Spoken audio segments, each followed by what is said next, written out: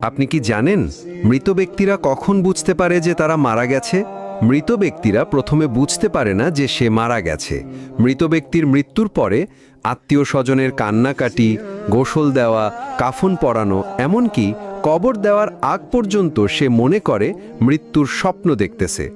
এমন অবস্থায় সে চিৎকার করে সাহায্যের জন্য বা তার স্বপ্ন ভাঙানোর জন্য। কিন্তু আফসোস, কেউ তার চিৎকার শুনতে পায় না।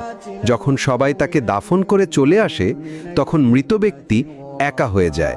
ঠিক তখনই মহান আল্লাহ তাআলা তার আত্মাকে পুনরায় তার দেহের মধ্যে ফিরিয়ে দেয়। প্রথমে মৃত ব্যক্তি এটি ভেবে নেয় যে হয়তো তার খারাপ স্বপ্ন শেষ হয়ে গেছে এবং সে ঘুম থেকে জেগে উঠেছে। তাই সে আল্লাহর কাছে কৃতজ্ঞতা প্রকাশ করে। এরপর সে তার শরীর স্পর্শ করতে থাকে, যা কিনা সবেমাত্র দাফন করা হয়েছে। তখন সে বলতে থাকে, আমার শার্ট কোথায়, আমার প্যান্ট কোথায়?